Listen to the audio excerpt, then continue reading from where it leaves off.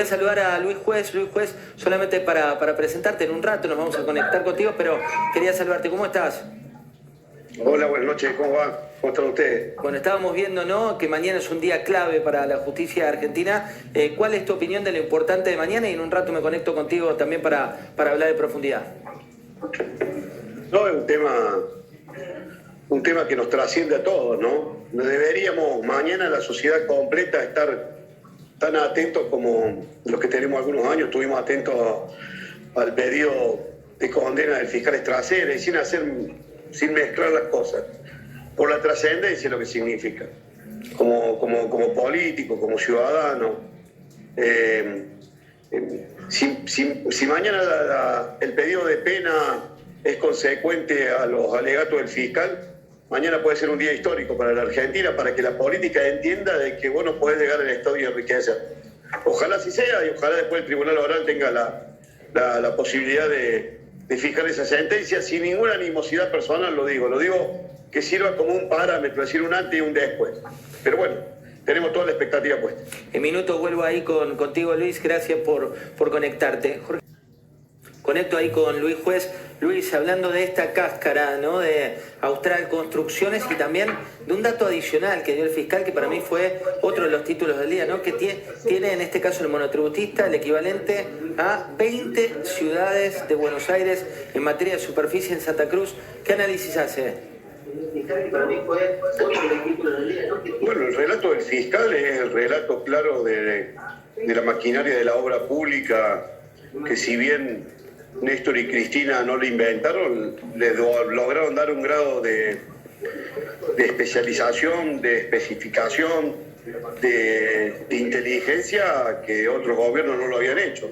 Por eso no me resulta extraño que esa empresa se armó solamente para lavar dinero y logrado ese objetivo desapareció. No era una empresa destinada a ese rubro. Pero a mí el alegato del fiscal, y lo digo habiendo sido ex intendente y habiendo comentado en más de una oportunidad la mecánica de la obra pública en la Argentina, estas discusiones las tuve en más de una oportunidad con el mismísimo Néstor Kirchner, cuando cada obra que nos quería hacer la Nación en Córdoba venía direccionada con la empresa y ya con el monto de obra y las redeterminaciones de precios que se iban a efectuar con ajuste cada 6, cada 8 meses.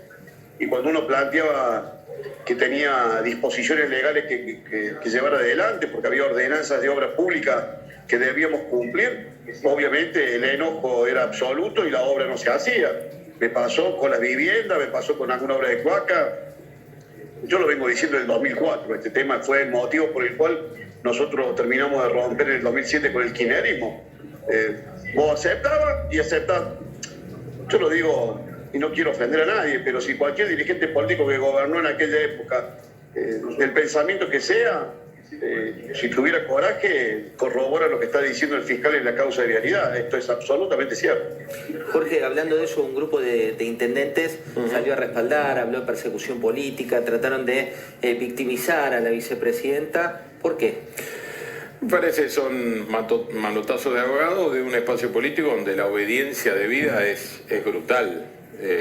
Seguramente muchos de esos intendentes ni siquiera tienen la autonomía o han construido la autonomía para poder administrar sus municipios con seriedad, sin la necesidad de la dádiva del gobierno nacional o de la provincia en la que estén. Entonces, cuando vos no tenés autonomía como gobierno y tenés que estar rogando que te den plata para poder pagar los sueldos, ni siquiera para hacer obras, y bueno, entras en esta mecánica de poco escrúpulo, de decir que sí y avalar cualquier cosa. La verdad que las pruebas que estamos viendo en el marco de esta causa son contundentes, son de un detalle que a mí no me deja de sorprender.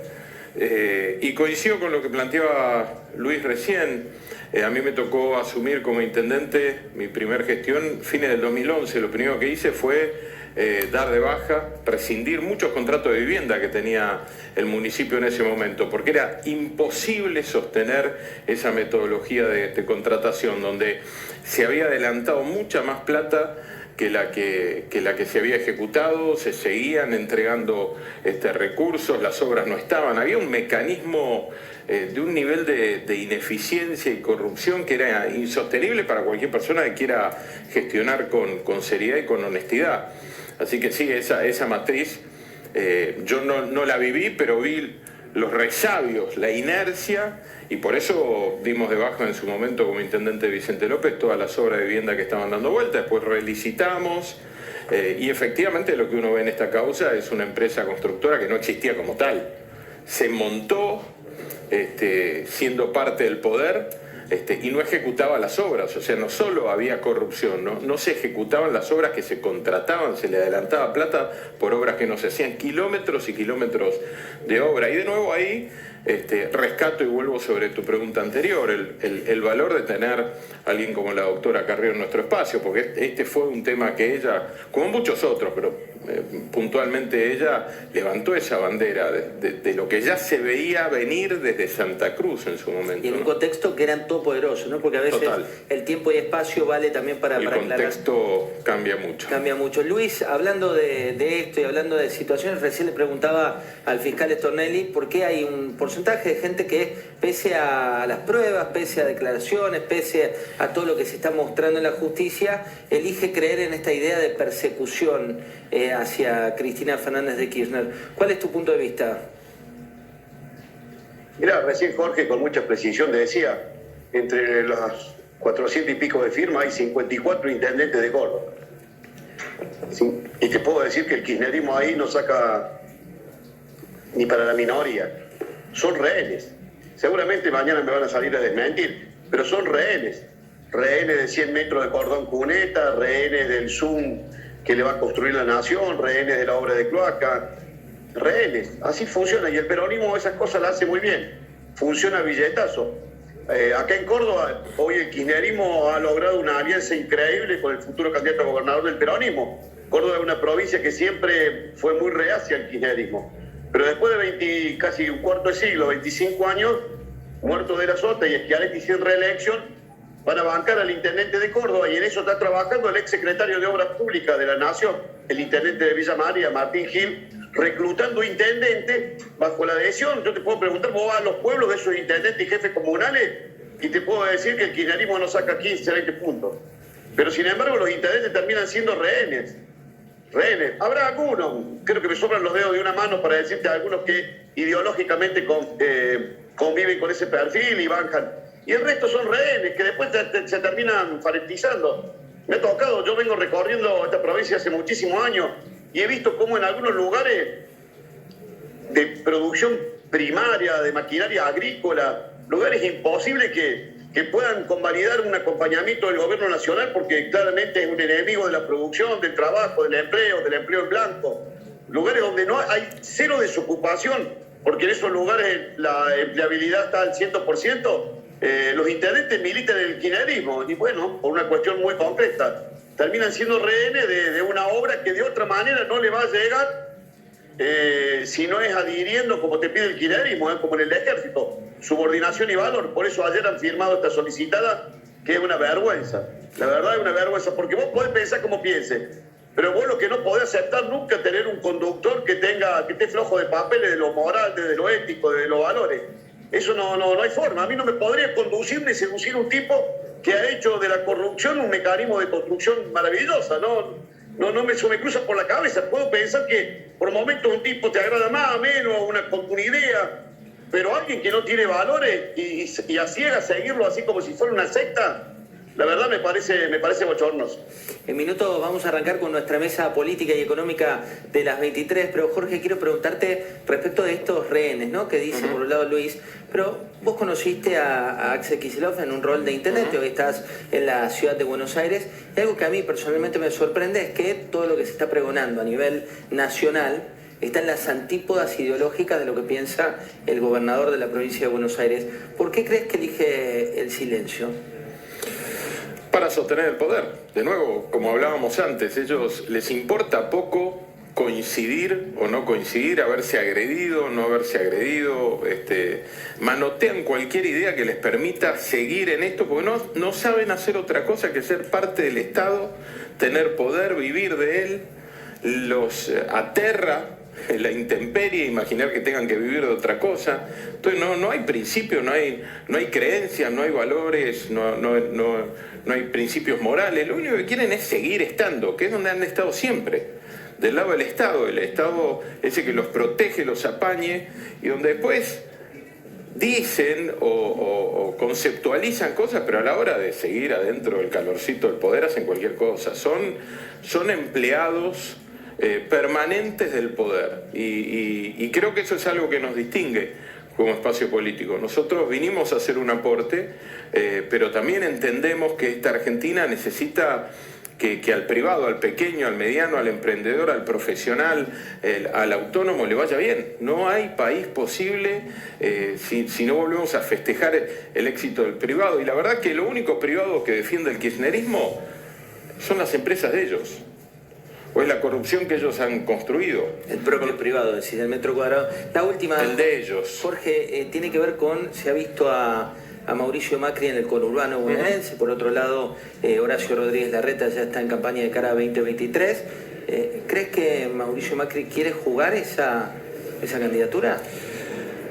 No, yo lo veo muy enfocado en ser un mentor de la unidad. Obviamente está disfrutando de ver cómo muchos de nosotros hemos ido creciendo.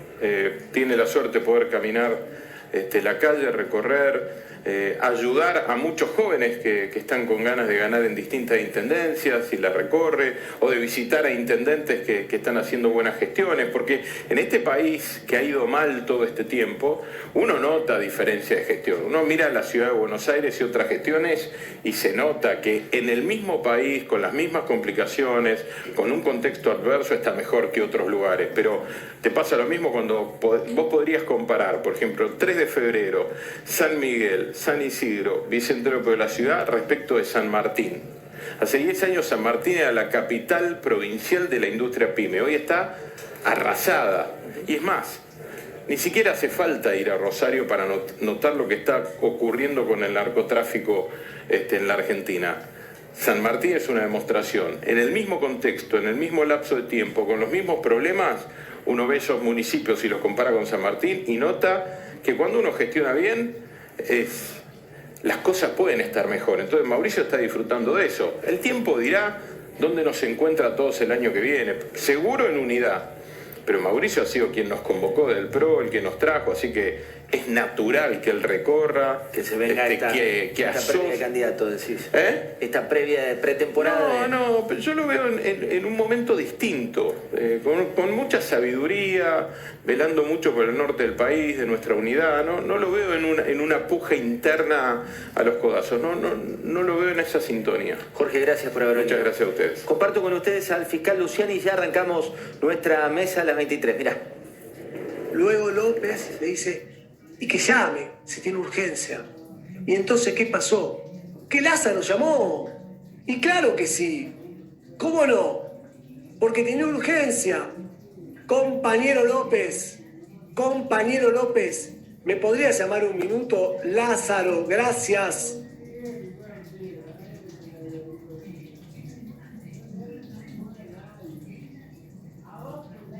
Lázaro Báez directamente se comunica con el compañero López y le pide que lo llame un minuto. Y ojo con esto, ¿no? Porque no, es un dato que no puede pasar inadvertido. Dice compañero López, lo que muestra la cercanía, la cotidianeidad que los unía. La mesa que tenemos para arrancar las 23, después el líder le va a mostrar y después les voy a presentar, pero vuelvo unos minutos con Luis Juez. Luis, hablando de esto que dice el fiscal Luciani y de mañana el final de esta etapa de alegatos, ¿qué significa para la historia argentina? Que muchos como el compañero López y la compañera Cristina pueden mañana empezar a darse cuenta que son mortales y que sus conductas necesitan severamente ser sancionadas. Mañana puede ser un día maravilloso donde dejemos de pensar que solamente la cárcel es para los giles que los que las hacen las pagan, que los que se enriquecen van a tener que rendir cuentas, que los que se llenan la boca hablando a los pobres para vivir como ricos, ese discurso se cayó. Mañana puede ser un día importante donde, salvo los fanáticos, no entiendan las circunstancias, pero mañana puede ser un día donde los tipos que queremos hacer política decentemente, sin tocar el timbre a un empresario, sin tener que humillarnos para sostener una campaña electoral, sin tener que enriquecernos, también sea la posibilidad de levantar la vara. Mañana puede ser un día importante. Mañana puede ser un día donde muchos de estos tipos que creen que todo es un invento periodístico, una puesta en escena de la oposición y no sus propias conductas, merecen una sanción. Yo hace muchos años que ejerzo la profesión como abogado penalista y la verdad que tengo la sensación que la justicia siempre actúa y siempre se ensaña con el más débil, siempre con el más débil. Mañana la sociedad puede tener una sorpresa maravillosa. Ojalá la justicia esté a la altura de las circunstancias, ojalá el que las hace en este país las pague, porque si no, la vara cada vez está más baja y te pasa como me pasa a mí con mis hijos. Me dicen, ¿y de qué te sirve? A ver, papi, ¿de qué te sirve que te cagan de risa? Vienen los procesos electorales, te tienen un aparato monstruoso, te matan con la pauta. Y sí sirve, loco, sí sirve. A mí me sirvió viendo el ejemplo de mi viejo y a mi hijo le tiene que servir viendo el ejemplo nuestro. Hay mucha dirigencia política muy honesta en este país, pero resulta que los que llegan son los que se les roban todo. Así que mañana puede ser un gran día. Plantéatelo así. Hay un dato importante, Pardo Riesniel, buenas noches, ¿cómo estás? Buenas noches, ¿cómo estás? Que tiene que ver también con este pedido que habla también de inhibirla a Cristina de cargos públicos. ¿Cómo es puntualmente? Sí, claro, porque en realidad el delito en cuestión, los delitos que se le imputan a Cristina Kirchner, por los que además ya dijo el fiscal que va a pedir una pena. Porque esto es importante, nosotros ya sabemos que va, porque él ya dijo que se cometió un fraude y él ya dijo que hubo una asociación ilícita en la que Cristina Fernández de Kirchner era la jefa. Entonces, sin ninguna duda, el pedido de pena que va a hacer el doctor Luciani va a incluir esta inhabilitación para el ejercicio de cargos públicos. Y no como una pena accesoria, sino como parte principal de la pena del delito que él le está imputando. Ahora bien, un detalle no menor, ¿cuándo? Porque recordemos que Cristina Kirchner dijo, mi condena ya está escrita y tal vez firmada y a mí me quieren proscribir. Estamos hablando mañana del alegato, o sea, un pedido de pena. Después hay que ver si efectivamente esa pena le es impuesta a Cristina Kirchner. Pero aún así, imaginemos que efectivamente es condenada. Tiene que quedar firme esa pena para poder ser ejecutada, porque así lo dispone hoy el Código Procesal. Vos lo que decís es el culebrón que estamos viendo, que en definitiva es lo que apasiona hoy a los argentinos y que no es ficción, sino que en realidad es una etapa. Hay que esperar porque esta etapa tiene muchas etapas posteriores. Sí, por lo menos cuando hablamos efectivamente de que se haga efectiva la inhabilitación, que no significa que una condena, en el caso de que esa condena exista, o que un pedido de pena de la entidad del que esperamos que vaya a suceder mañana por todos los elementos que tenemos hasta ahora, no tengan una entidad en sí misma, ¿no? Más allá de cuándo puede ejecutarse esa eventual pena. Importante. Luis, la última para despedirte, tiene que ver con esto que dice Paz. Esto recién comienza, inclusive, ¿no? Casación pidió formalmente que se reabra el tema de Otesur. ¿O todavía falta? No. Eso es en paralelo con esta causa, está el caso Otesur Los Sauces. En esa causa lo que decidió Casación es poner una fecha para empezar a tratar si reabre o no reabre, porque recordemos que en esa causa, que es una causa central, nuclear de los negocios de los Kirchner, porque es la que investiga justamente cómo hacían negocios con Lázaro Báez. Por eso se supone que es una causa, la causa reconoce como delito precedente a esta. Es importante eso porque puede ser, y con esta te despido, Luis, el efecto dominó. Está todo concatenado. Todo tiene que ver con todo en este caso. Las empresas se constituían para poder generar los recursos y derivar la plata. Esas empresas necesitaban un control del Estado, ese Estado el que le daba la redeterminación de precios.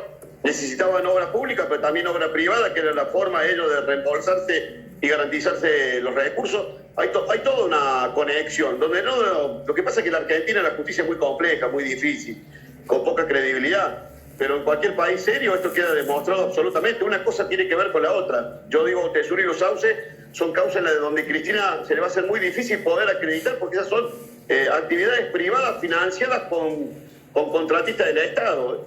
Yo no sé cuál es la duda, la verdad, no hace falta ser un especialista en derecho penal para ver que esa cosa era así. que un contratista del Estado te hacía la obra y te devolvía casualmente en actividades que te permitían a vos lavar dinero con poco control del Estado.